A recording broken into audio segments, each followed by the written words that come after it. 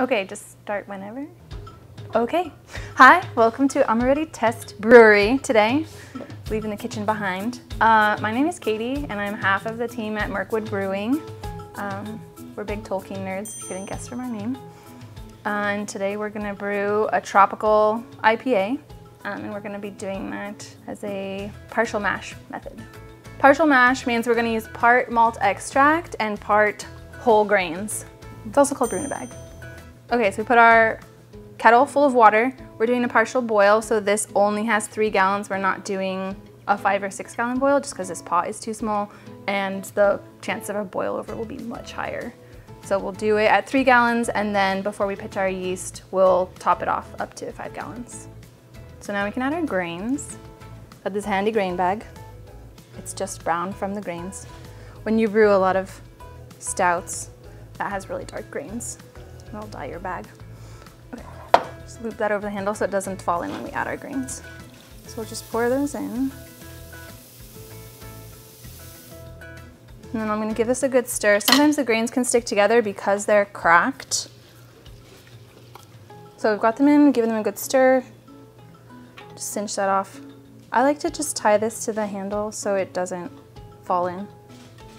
We will put our thermometer in and we will slowly heat this to 170 over the course of half an hour. If we reach 170 before we get to half an hour, we'll just turn the stove off and put the lid on and let it hang out until we reach that half an hour. And then we will move on to the next part. Because we are at just under 100 right now, so we'll keep it pretty low. Half an hour is a lot longer than you think it is. And we'll just put our lid on and let that steep. So when you brew a beer of your own, you must also drink a beer. Otherwise it's bad luck. So you always have to have at least one brewing beer. How many you have depends on your tolerance, your setup, and how many people are with you. Okay, so our timer hasn't gone off yet, but checking the temperature, we're just at 170. So I'm gonna turn the stove off and pull our lid off as well, just to make sure we don't overheat. We've stirred it a couple times during the boil, just to make sure to move our grains around, make sure there's water touching everybody. Oh yeah, as you can tell, that's obviously not clear water anymore. The starches in our cracked grains have been converted by holding it at this temperature into sugars. And then the colors of this crystal malt have, gotten into the beer. So that was our 30-minute timer. We're gonna perch our little strainer on the edge. And we're gonna just rinse out our grains a bit to make sure we get all of those sugars out. This is our sparge water, to use the correct term, but it's just a fancy way to say we're rinsing grains with more water. Because it'd be pretty sad if you converted all your starches into sugars and then didn't have them end up in the beer. Just one thing to be careful of is you don't want to rinse your grains too much or with too hot of water, because you can start rinsing out tannins instead of sugar, and that will just make your beer kind of not as good. So I don't know if you can see, our water is pretty clear. I'm gonna use the tongs and give it a gentle squeeze, just a gentle squeeze. This is not time to impress anyone with your strength. You can also let it drip dry if you've got something to hang it from. Okay, then we're gonna bring this up to a boil and really get this party started. Okay, so our water has just come up to a boil, so we're gonna turn that off and add our first malt extract addition. We're gonna do this in 2 parts to prevent scorching and, extra color. If you add it all at once, because we're boiling a small amount, you can get the beer accidentally really dark, and that'll just give you some extra toasty flavors that you don't want, especially in an IPA. And like a stout or something, you probably wouldn't notice, or even a brown. But for this, we're gonna err on the side of caution and do 1/3 of our malt extract now, and then the last 2/3 in the last 15 minutes.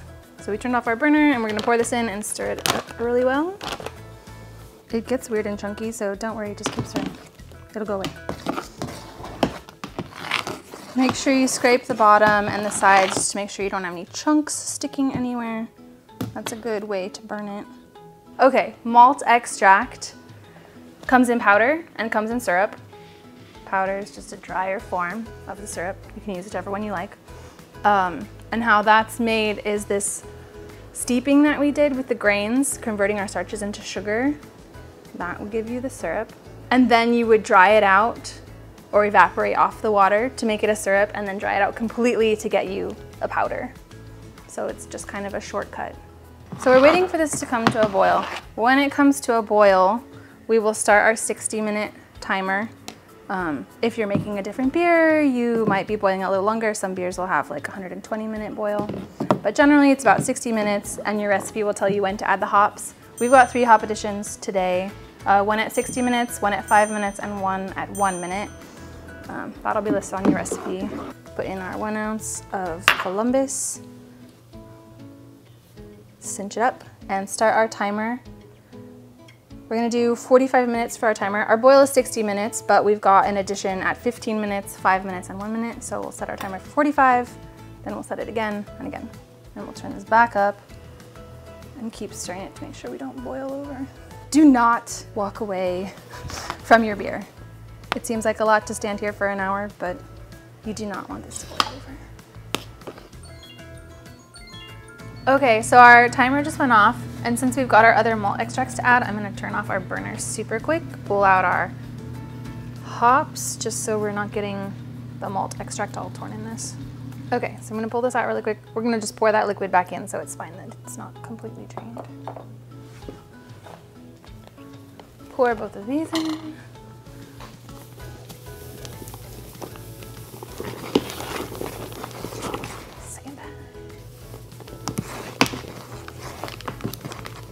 So our total boil time is 60 minutes. 45 minutes of that has elapsed. So we're adding the rest of our malt extract. And then we will carry on with our other additions. So that would be at 55 minutes, we'll add these. And then at 59 minutes, we'll add our last hop addition. And that will bring us up to 60 minutes of boil time. We're not counting this time because we're stirring and our hops aren't in here. So I'm just gonna pretend this doesn't exist in our timer. Okay, our malt extract is all nice and dissolved, so I'm gonna put our hops back in while we come the rest of the way into a boil. We're just continuing our boil. We've got our timer set for our next addition, and we're just babysitting to make sure nothing boils over because this is hugely foamy. Okay, we can add our 5-minute hop addition and also our wort flock. That's just to get us a nice clear beer. And then we'll set our timer for 4 minutes. And then we'll add our last hop addition. Okay, give that a quick stir and we'll add our last 2 ounces of hops. These ones will be just for aroma. So that was our last minute of boil. Give that a good stir and get started on sanitizing. Now that our boil is complete, everything that touches the beer must be sanitized. So I've got my Star San solution here and everything that we're gonna need. We'll need our spoon to be nice and sanitized. Okay, so now our things are sanitized. We're gonna move our beer over to the sink, then we're gonna fill it up with ice and water to help chill it down. And then to bring our level up to 5 gallons, we'll add some distilled water that we've had kept in the fridge. So we're cooling it down to pitching temperature, and that will be listed on your yeast packet. Okay, so our thermometer only goes down to 100 and we're way below that, so we're assuming our beer is chilled. Took it out of the sink and drained it, and we don't need our thermometer anymore. Our fermenter here has already been nice and sanitized. It's gonna transfer our beer into it. Okay, so 5 gallons is about this line and we are way low. So we are going to put some more water in here. This is our sanitizer plate, so I'm just gonna spray over that.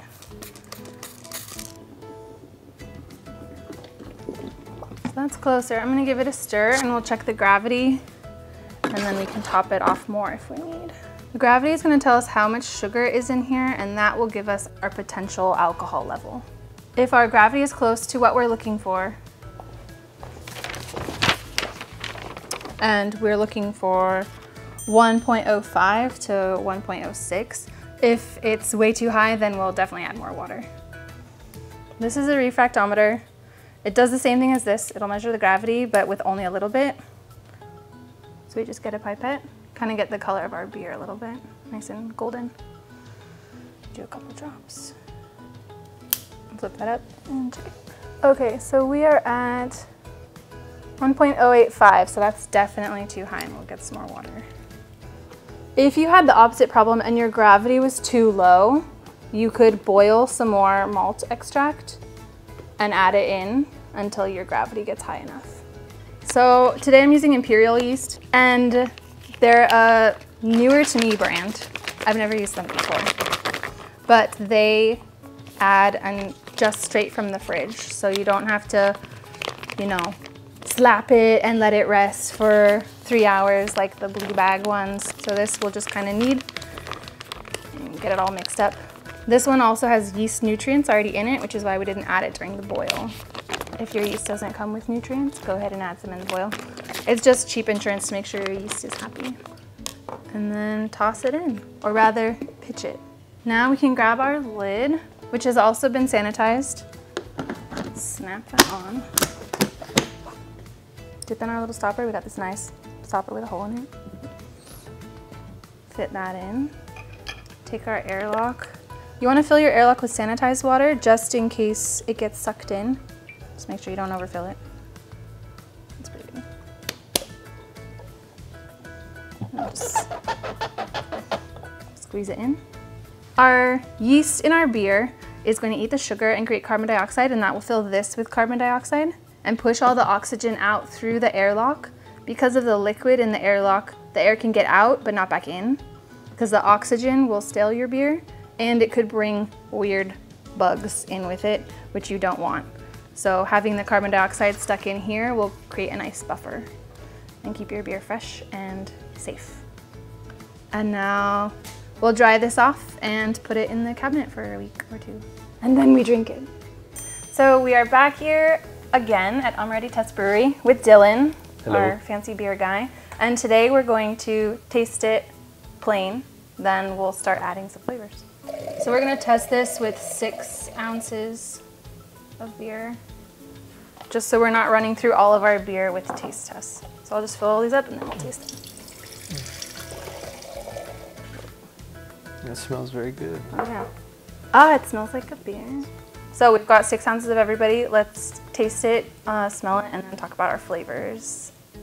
So the color's a little darker than I expected. The color will definitely be darker the smaller boil you do, and we did a 3-gallon boil last time, so. Whoa. Yeah, I feel like that's got a bit of stone fruit from the yeast. And definitely the citrus from the Columbus. That's good. So I think any of the tropicals, any tropical you wanted to go with would go well with this. That's a big beer. So we're gonna try pineapple passion fruit, peach mango, mango pineapple, and pineapple coconut for these 4, and I think those all go really well with our base beer. 1 pump is 8 mils for 12 ounces, so we'll try with half first. Okay, so we'll do a half pump pineapple, half pump passion fruit, so a full pump total. Yeah, and then we'll taste that and see, is it too strong, not strong enough? We've got lots of beer to play with, Cool. So I'm not too concerned. Okay, so this is our first one, and that is pineapple passion fruit. Just did half a pump of each. It smells really good, kind of like fruit cocktail. Oh yeah, the passion fruit is. This one might need more pineapple. That smells really good. Okay, taste that. Whoa. Yeah, I feel like the passion fruit level is good, maybe a teeny bit more, but definitely more pineapple. Thoughts? It's fruit first, beer second. If you bring them both back a little bit, you might get a better balance between the beer and the fruit. So right now I'm tasting just pure tropical fruit. Yeah, and that's where it's kind of like, this is much different than if we were, say, dosing a keg or straight like a carbonated beer, because we're gonna lose a bunch of flavor and aroma as this does its secondary fermentation in the bottle. Oh, okay. So there's still some sugars for the yeast to eat? Yeah. Oh, okay. Well, maybe not. So we're gonna lose some flavors, so we want to err on the side of stronger. To compensate for that loss? Yeah. Okay. Okay, let's try peach mango. And we'll start the same, half and half.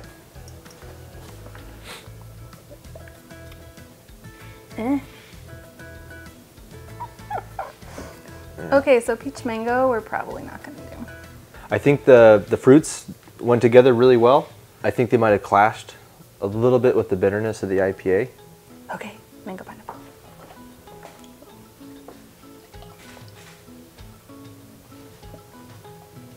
That's nice. I like the mango and pineapple together. It's kind of sweet, and I'm not sure I like it with this hop. Maybe I'm just not feeling mango today. I like that one a lot. I think cutting back on the sweetness and also just both of the fruits would be good, but like you said, it's going to change as it continues to ferment. Yeah, it's going to be much less sweet as the sugars ferment out. I like those two fruits together though. I thought that was nice. So maybe we'll It's a good come pairing. back to that one. And everyone's favorite, pina colada. You don't see coconut a lot with the light beers. I've done coconut stouts before. It goes super well with all of those really toasty flavors, so I'm curious to try it with this. Oh wow, it smells like the beach. Yeah, big coconut, yeah. Whoa, that tastes much better than I was thinking. Wow, that does smell like a beach vacation. That's pretty cool. I feel like it's a nice balance. That's a cool combo. I think that might be my favorite then. Number 4, 4. the pineapple coconut. What about you? Oh, I really like the passion fruit. Number 1. I love passion fruit. So. I wonder if we replace that with a pineapple coconut passion fruit, or would that be way too? Would that be way too much? I love the nose you get on passion fruit. Yeah, you know? passion fruit just smells amazing.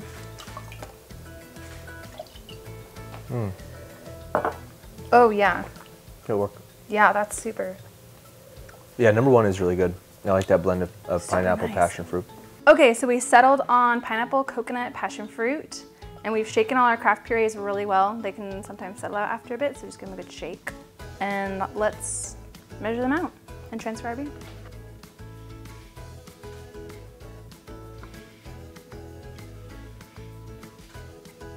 Okay, we've got this all measured out, and now we are ready to transfer. There we go. If you'll hand me the craft purees, and then they can get all nice and mixed in as this is filling. Try to minimize splashing because any oxygen we mix into the beer now will make it go stale faster. Okay, so the bubbles are from the sanitizer. Sanitizer just bubbles up insanely, and since I mixed the sanitizer in the carboy to make sure it was really good and clean, just can't get all the bubbles out. It's totally fine. A little sanitizer in your beer is not a bad thing, and it's just bubbles, but not so bubbles. Okay, so we're finished transferring. We got our airlock in. We're gonna let this ferment out a couple days since we just added a ton of extra sugar to it. And then when we come back at the end of the week, we will put in our priming sugar, bottle it up, and let it carbonate for a week or 2, and then we can drink it. Okay, we are back in the Amoretti Test Brewery again today, and we are going to mix up our priming sugar and bottle our beer. We've already transferred it to our bottling bucket 'cause it's got this nice tap. It's gonna make our lives really easy later. So we're gonna do 2 cups of water and 4 ounces of corn sugar.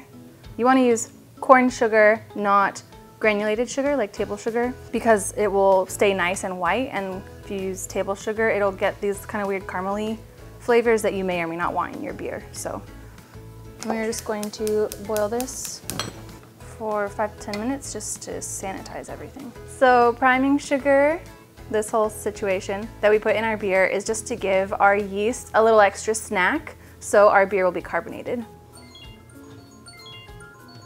Okay, so our timer just went off.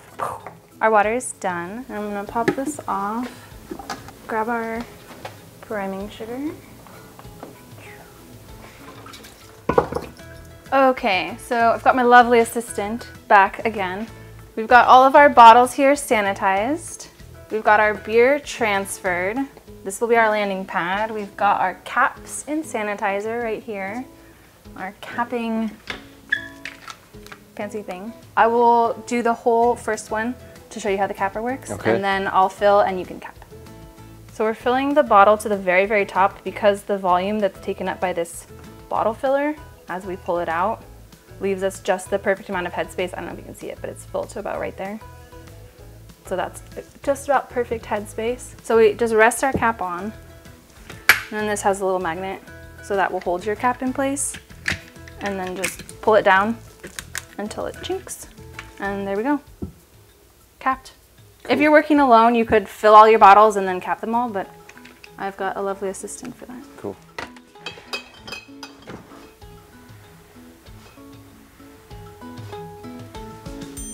We're done. Now we drink it. Cool. Well, we wait and then we drink it. We've got all our beer here, and we're gonna let this bottle condition to carbonate. So we'll wait a week or so, and then we'll drink them. So in this video, we brewed our beer on the first day. Second day we came, we tried a ton of different flavors, and we ended up going with the coconut, pineapple, and passion fruit for this IPA. Today we bottled, now we wait for carbonation, then we drink. So for this IPA, we decided to go with the name Golden Perch IPA, Tropical IPA. It's named after one of the inns, brew pubs from the Shire. So, you know, I guess it doesn't look that nice on the camera, but it's a nice golden color. And it can be golden perch like the fish, golden perch like a bird, or this is my golden perch where I drink the beer. Find our hashtag Murkwood Brewing and follow our beer adventures. We're big Tolkien nerds, if you haven't noticed. So good luck, happy brewing.